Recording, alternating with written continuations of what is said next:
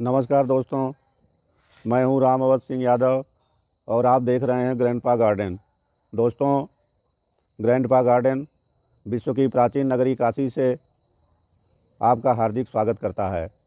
दोस्तों, इस वीडियो में हम आपको यह जानकारी देंगे कि हम मार्केट से जो सब्जियां खरीद के लाते हैं वह केमिकल, रासायनिक खाद, रासायनिक फर्टिलाइज़र और केमिकल इंसेक्टिसाइड, केमिकल पेस्टिसाइड के द्वारा तैयार की गई होती हैं, उपजाई गई होती हैं और वे सब्जियां हमारे स्वास्थ्य के लिए बहुत ही हानिकारक होती हैं।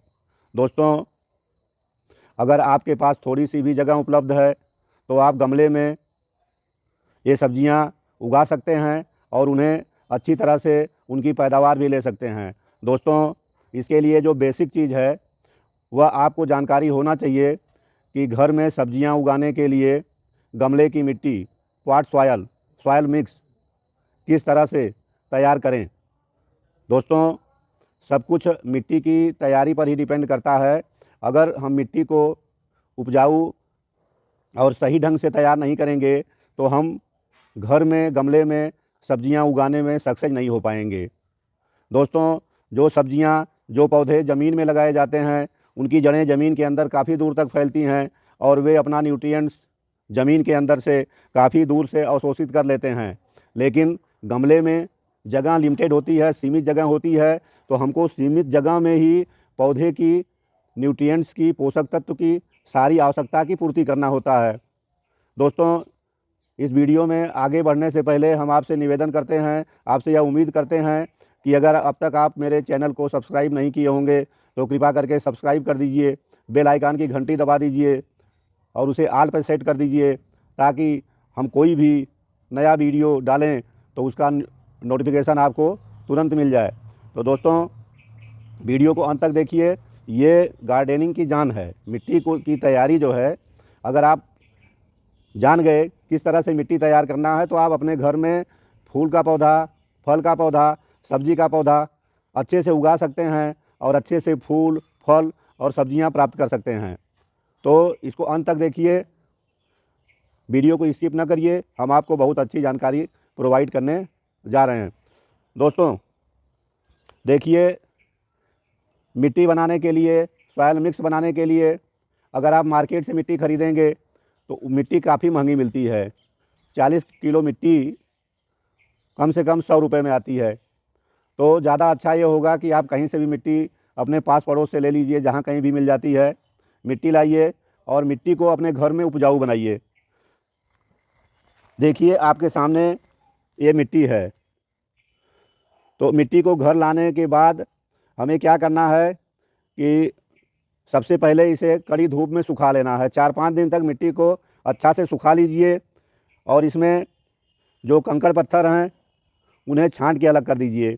ये देखिए सामने कंकड़ के टुकड़े, हाथ से दिखा दो, कंकड़ के टुकड़े, ये सब हमने इस मिट्टी से छांट के सब अलग किया है।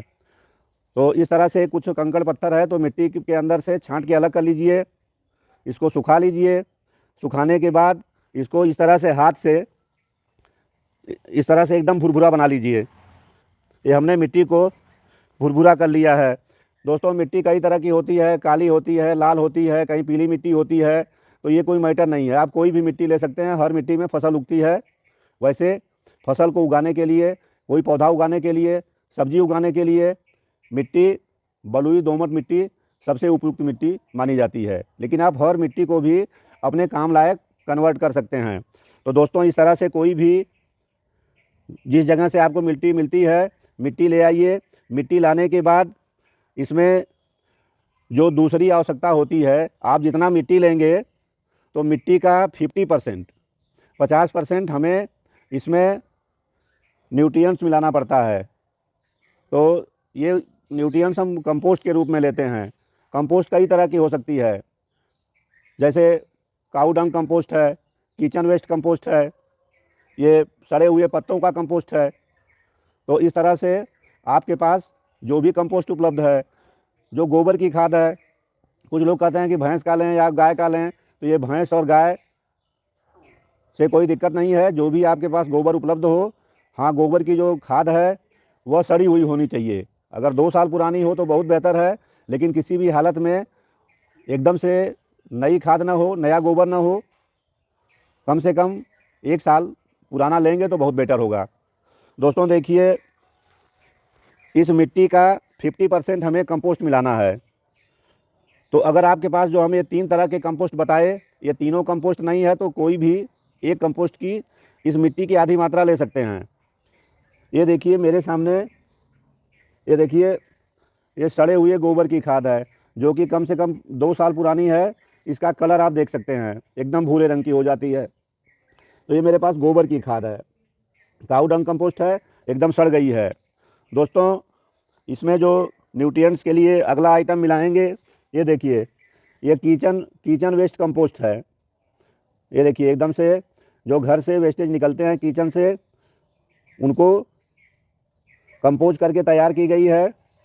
इसमें दोस्तों इसको बनाने में, इसका वीडियो मेरा मौजूद है यूट्यूब में, उसका लिंक दे देंगे, आप पूरी विधि देख सकते हैं।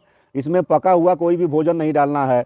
बाकी गोभी है, आलू है, उसका छिलका, प्याज के पत्ते हैं, पालक के पत्ते हैं, मूली के पत्ते हैं, गाजर के छिलके हैं, तो इस तरह से आप डाल सकते हैं। लेकिन कोई पका हुआ भोजन, चावल दाल इसमें नहीं डालना है। पूरा वीडियो आप देख सकते हैं, यूट्यूब में मौजूद है। तो ये हो गई बात कंपोस्ट, किचन वेस्ट कंपोस्ट की।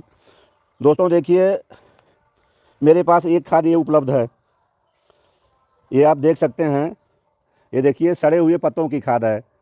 ये दोस्तों ये खाद बहुत बढ़िया काम करती है। आपके किचन में पत्ते निकलते हैं, किसी पेड़ के नीचे से आप पत्ते ले सकते हैं। पत्तों को किसी कंटेनर में भर लीजिए, भरने के बाद उसको नम कर दीजिए। नम करने के बाद थोड़ा गुड़ का पानी में गुड़ घोल करके डाल दीजिए। ये 2-3 महीने में बहुत बढ़िया से कंपोज हो जाती है। देखिए इसमें सारे मेरे अभी पत्तों के अवशेष दिखाई दे रहे हैं, तो ये पत्तों की खाद हो गई। तो ये मेरे पास 3 तरह की कंपोस्ट, काऊ डंग कंपोस्ट, किचन वेस्ट कंपोस्ट और ये पत्तों की कंपोस्ट, ये 3 कंपोस्ट उपलब्ध है। ये बात हो गई पोषक तत्व की, खाद की, न्यूट्रिएंट्स की। ये तीनों ही फ्री का है, इसमें मेरा कोई पैसा नहीं लगा है। ये मिट्टी भी फ्री की है, अपने पास पड़ोस से हमने ये मिट्टी कलेक्ट कर लिया है। ये सब भी देखिए मिट्टी, मेरे पास इतनी ढेर सारी मिट्टी हमने ये तैयार कर लिया है। ये मिट्टी तैयार है, जब कोई पौधा लगाना होता है तो यहाँ से हम मिट्टी ले करके अपने कंटेनर में, अपने गमलों में भरते हैं। दोस्तों एक एक पौधे के लिए बार बार मिट्टी तैयार करेंगे तो उसमें बहुत दिक्कत होती है। और जब मिट्टी बनाइए तो एक साथ में ढेर सारी मेरी तरह से मिट्टी बना के रख लीजिए। ये जो मिट्टी बनी है मेरी, इससे हम 30-40 कंटेनर को आराम से भर सकते हैं। तो दोस्तों ये दूसरी बात हो गई पोषक तत्व देने की मिट्टी में। मिट्टी हो गई ये 3 तरह के कंपोस्ट, ये ऑर्गेनिक पोषक तत्व। इसके बाद आती है बात मिट्टी को हल्का करने की।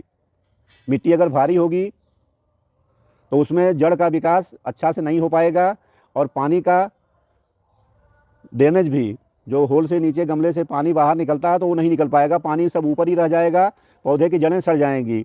तो मिट्टी को वेल ड्रेन्ड बनाने के लिए आप कई तरह की चीज़ें इस्तेमाल कर सकते हैं। सबसे पहला मिट्टी को हल्का और पोरस बनाने के लिए ये देखिए बालू है। बालू, जो भी गंदा बालू होगा भी तो चलेगा, कोई दिक्कत नहीं है, बालू होना चाहिए। तो ये देखिए हमने बालू लिया है, और बालू की मात्रा जो है, ये मान लीजिए 50% अगर इसको ले लिए मिट्टी को, ये कंपोस्ट तीनों मिला करके 25% ले लिए, और 15% इसको लेना है बालू को।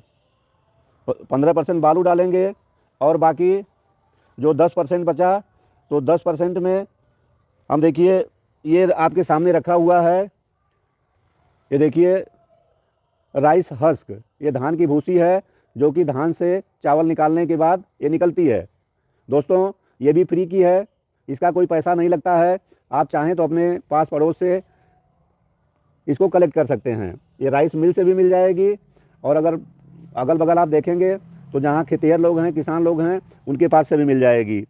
दोस्तों एक चीज़ ये देखिए, ये जो मस्टर्ड सरसों होती है, तो सरसों का भूसा है, सरसों के डंठल का भूसा है, इसको हल्का करने के लिए आप इसका भी इस्तेमाल कर सकते हैं। दोस्तों अगर ये सब चीज़ें आपको, ये राइस हस्क और सरसों का भूसा इस तरह की चीज़ें ना मिलें तो आपको फिर प्रयोग करना होगा कोकोपीट का। वैसे कोकोपीट की मात्रा गर्मी के मिट्टी में थोड़ा 5% 10% जितना आप डाल सकते हो लेना चाहिए। इससे मिट्टी का ड्रेनेज सही होता है और दूसरे जल के अवशोषण की क्षमता बढ़ती है। ये कोकोपीट मिट्टी को में पानी को होल्ड करके रखेगा और पानी देने में अगर कोई चूक होती है तो आपका पौधा सूखेगा नहीं। तो दोस्तों, इस तरह से हमने अब तक जो बातें बताई, इतनी चीज़ें ये आवश्यक हैं। ये तीनों कंपोस्ट से किसी एक कंपोस्ट की भी मात्रा मिट्टी की आधी मात्रा के बराबर ले सकते हैं। दोस्तों, अच्छी मिट्टी का कमाल देखिए। ये मिट्टी बनाने का ही कमाल है कि आप ये मेरे गुलाब के पौधे में देख सकते हैं फ्लावरिंग कितने अच्छे फूल निकले हैं। तमाम फूल हरे हैं और गर्मियों के कारण तमाम फूल ये सूख भी चुके हैं और तमाम आप हरे हरे फूल भी देख सकते हैं। क्योंकि गर्मी बहुत ज़्यादा है इसलिए फूल जो है 1 दिन और 2 दिन से ज़्यादा नहीं टिक रहा है। तो आप ये दूसरा भी गुलाब का पौधा देख सकते हैं। इसका भी फूल देखिए कितने अच्छे फूल हैं। ये फूल देखिए और आप तमाम कलियां भी देख सकते हैं। तमाम नई नई कलियां निकली हुई हैं। ये कंटेनर में 20 इंच के कंटेनर में है और ये अमरूद का पौधा है। कितना अच्छा है ये देखिए। इसकी ग्रोथ देखिए और इसके फूल देखिए कितने सारे फूल लगे हैं। आप ये बैगन के 2 पौधों को देख सकते हैं। इनके फल देखिए, पौधे कितने स्वस्थ हैं और आप ये सब फल भी देख सकते हैं। इधर फल देखिए। तो इस तरह से दोस्तों, मेरे दिखाने का मकसद ये है कि आप मिट्टी अच्छा बनाएंगे तो आपके भी फूल, आपके भी फल के पौधे, आपके सब्जी के पौधे मेरी तरह ग्रोथ करेंगे, हरे भरे रहेंगे और उसमें अच्छे फूल, अच्छे फल और अच्छे बैगन, मिर्च आप हर चीज़ प्राप्त कर सकते हैं। ये मिर्च का भी पौधा देख सकते हैं। ये कितना देखिए कितना स्वस्थ है। यहाँ भी फूल भी आ रहे हैं और देखिए मिर्च भी बनना शुरू है। हम अपनी इस मिट्टी में 3 तरह के कंपोस्ट मिला रहे हैं। धान की भूसी, सरसों का भूसा और ये बालू मिला रहे हैं। ये इतनी आवश्यकता है। दोस्तों, एक बात ये बता दें कि अगर आपके पास घर में कंपोस्ट उपलब्ध नहीं है तो आप मार्केट से वर्मी कंपोस्ट खरीद सकते हैं। अगर आपको वर्मी कंपोस्ट खरीदना होगा तो जो हम कंपोस्ट की मात्रा डाल रहे हैं उससे थोड़ा 5% आप कम डाल सकते हैं। ये कंपोस्ट हमने कुल 25% डाला है। आप वर्मी कंपोस्ट कम से कम 50% मिट्टी लीजिए, 20% वर्मी कंपोस्ट डालिए और बाकी 30% में बालू और ये सब बाकी हल्की करने वाली चीज़ें मिला दीजिए। दोस्तों, अगर वर्मी कंपोस्ट के रेट की बात करें तो आपको जब भी ख़रीदना हो, अगर ख़रीदना ही पड़ता है, हम तो बहुत कम ख़रीदते हैं, तो आप कोशिश करिए कि कम से कम 40 किलो का बैग लीजिए। 40 किलो का आप बैग लेंगे तो 400 रुपये या 420 रुपये तक आपको मिल जाएगा। लेकिन अगर आप छोटा पैक खरीदेंगे, 2 किलो का पैक लेंगे तो उसकी कीमत कम से कम 70 रुपया होगी। वो आपको महंगा पड़ेगा। तो आप वर्मी कंपोस्ट भी मार्केट से खरीद सकते हैं। तो दोस्तों, आगे हम इतने सामान को एक साथ मिक्स करेंगे। अब ये देखिए, ये मिट्टी है। हमने जो भी आपको बताया, ये सारे सामान को इस तरह से मिट्टी को एक बराबर मिट्टी को समतल कर लेंगे। ये देखिए मिट्टी समतल कर रहे हैं और इस पर सबसे पहला काम करेंगे, ये बालू मिक्स करेंगे। एक बराबर फैलाएंगे चारों तरफ।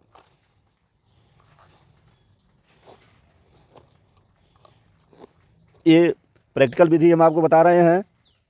ये बालू मिक्स कर लिए। बालू के बाद ये पत्तों की खाद जो है ये पूरा फैला देंगे।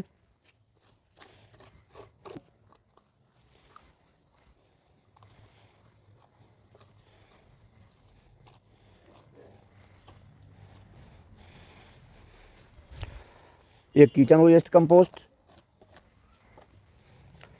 हर आइटम को चारों तरफ फैलाते जाएंगे। ये धान की भूसी,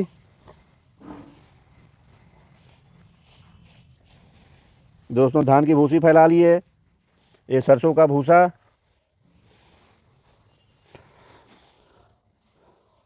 दोस्तों इतना करने के बाद हम इनको अच्छी तरह से मिक्स करेंगे।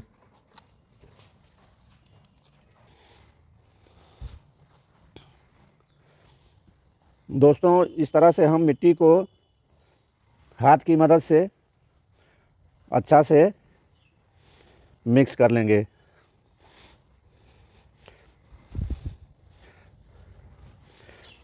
दोस्तों ये देखिए, खाद को हमने बढ़िया से मिक्स कर लिया और ये कंपोस्ट का बालू, कोकोपीट और जो भी सामान आपको बताए थे सब कुछ मिक्स करके ये उपजाऊ मिट्टी, ये मिट्टी आपके सामने तैयार हो गई है। दोस्तों इस मिट्टी में इतना चीज़ें तो आवश्यक हैं, इतना सामान डालना निहायत ज़रूरी है। इसके बाद सामान की उपलब्धता के हिसाब से आप इसमें और भी चीज़ें डाल सकते हैं। इसके बाद हम आपको जो बताएंगे, तो जो चीज़ें आपके पास उपलब्ध हैं उसको डालिए, जो सामान नहीं है उसे आप स्किप भी कर सकते हैं, यह अति आवश्यक नहीं है। या ये सामान आपके पास जब उपलब्ध हो तो उस समय आप गमले की मिट्टी में मिक्स कर सकते हैं और किसी टूल्स की मदद से उसको मिट्टी में मिला दीजिए, ऊपर डाल करके मिट्टी में मिक्स कर दीजिए। दोस्तों सबसे पहले हमको अपनी मिट्टी को फंगस से, कीटाणुओं से मुक्त मिट्टी तैयार करना होगा। अब इस फंगस से बचने के लिए ऑर्गेनिक तरीका क्या है, इसको आप जानिए। तो सबसे आसान और सबसे अच्छी चीज़, मेरे हाथ में नीम की पत्तियां हैं और ये कहीं पर भी फ्री में उपलब्ध हो जाएगी। तो आप नीम की पत्ती लीजिए और नीम की पत्ती से अच्छा कीटाणुनाशक, नीम की पत्ती हो या उसकी खली हो या उसका तेल हो, सब कुछ बहुत बढ़िया फर्टिलाइज़र भी है, इंसेक्टिसाइड भी है।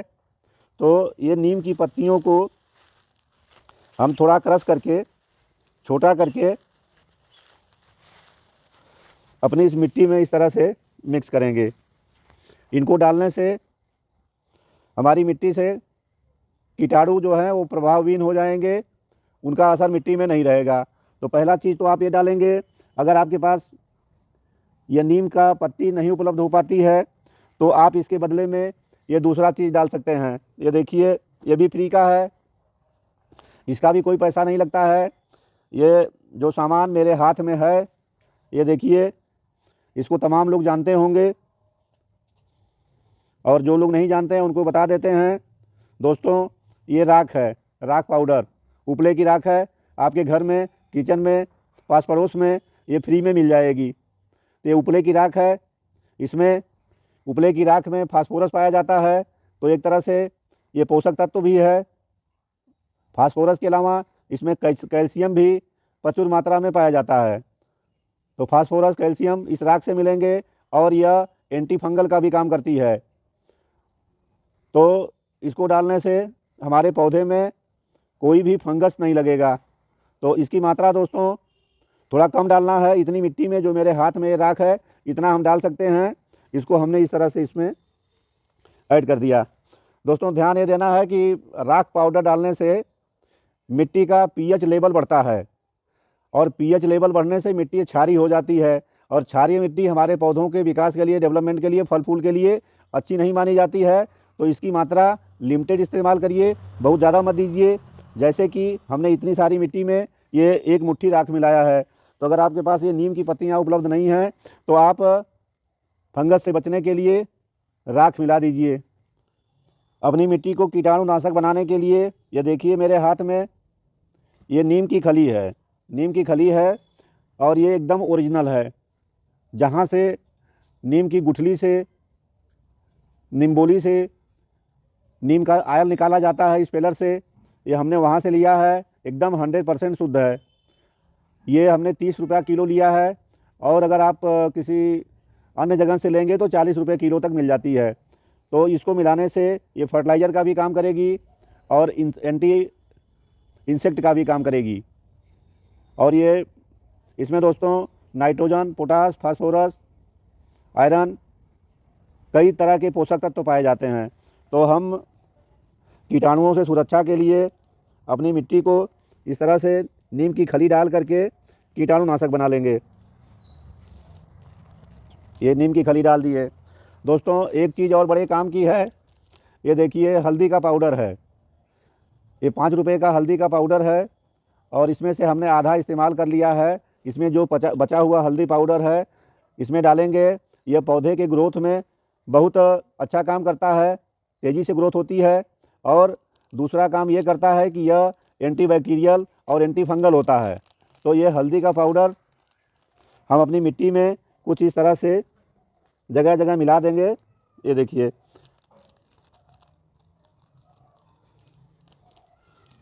दोस्तों इस तरह से हमारी जो मिट्टी है वो रोग से मुक्त हो गई। इसमें कोई कीटाणु नहीं लगेगा, कोई फंगस नहीं लगेगा।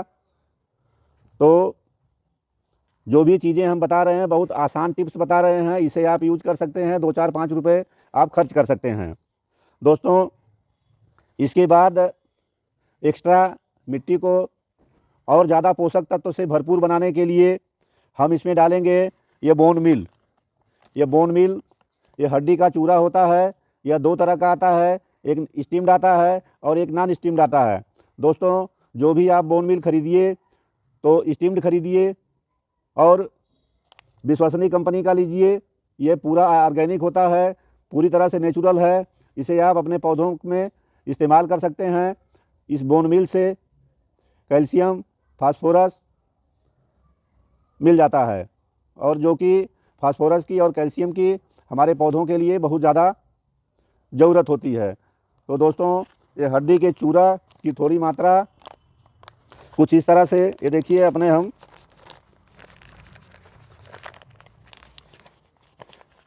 इस मिट्टी में मिला दिए। ये हमने इसमें 50 ग्राम की मात्रा मिलाया होगा, क्योंकि महंगा है और बहुत ज़्यादा इस्तेमाल नहीं करते हैं, तो हमने करीब 50 ग्राम की मात्रा इसमें ऐड कर दिया। तो ये हो गई बोन मील। दोस्तों अगर आप बोन मील नहीं डालना चाहते हैं तो उसके जगह पे आप ये देखिए, इस थैली में, ये आप मेरे हाथ पे देख सकते हैं, ये मस्टर्ड केक का चूरा है। ये मस्टर्ड केक का चूरा, इसमें नाइट्रोजन, पोटास और फास्फोरस बहुत अच्छा पाया जाता है। यह नेचुरल NPK का काम करता है। तो दोस्तों इस तरह से ये करीब मानिए कि 50 ग्राम की मात्रा ये हम अपनी मिट्टी में इस तरह से ऐड कर दिए। थोड़ा और डाल देते हैं, 100 ग्राम मात्रा हो गई। तो दोस्तों इस तरह से इतना चीज़ें मिलाने के बाद हम पुनः अपनी मिट्टी को मिक्स कर लेंगे अच्छी तरह से। तो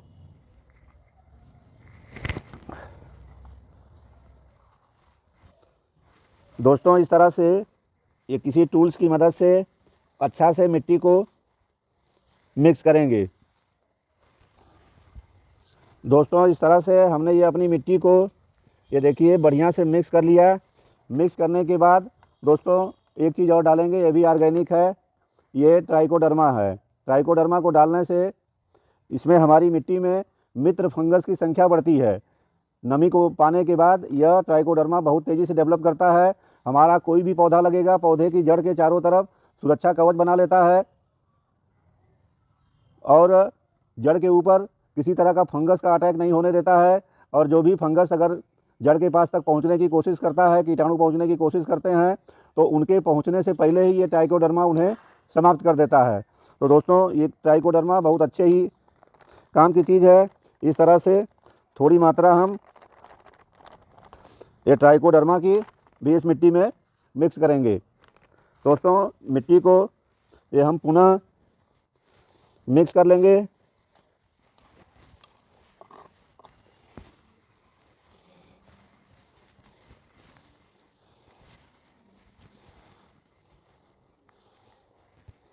और नज़दीक से दोस्तों आप देख सकते हैं, यह न्यूट्रिएंट से भरपूर और कीटाणुनाशक मिट्टी बन के तैयार है। और इस मिट्टी में किसी भी पार्ट में भरिए, किसी भी कंटेनर में भरिए, और जो भी पौधा लगाएंगे वह 100% बहुत ही अच्छा उत्पादन आपको देगा। तो दोस्तों यह मिट्टी बनाने की प्रक्रिया पूरा डिटेल में और प्रैक्टिकल रूप से आपको हम बताए। हम यह उम्मीद करते हैं कि गार्डनिंग के लिए यह वीडियो आपके बहुत काम का होगा। आप अगर शुरू से लेकर लास्ट तक मेरे इस वीडियो को देखे होंगे तो आपको मिट्टी बनाने के संबंध में और कोई वीडियो देखने की आवश्यकता नहीं है। दोस्तों इस प्रकार अंत में हम आपसे निवेदन करते हैं कि अगर यह वीडियो आपको अच्छा लगा हो तो कृपा करके आप मेरे चैनल को सब्सक्राइब करिए, लाइक करिए, शेयर करिए। बहुत बहुत धन्यवाद। फिर आगे किसी दूसरे वीडियो में आपसे मुलाकात होगी। तब तक के लिए जय हिंद।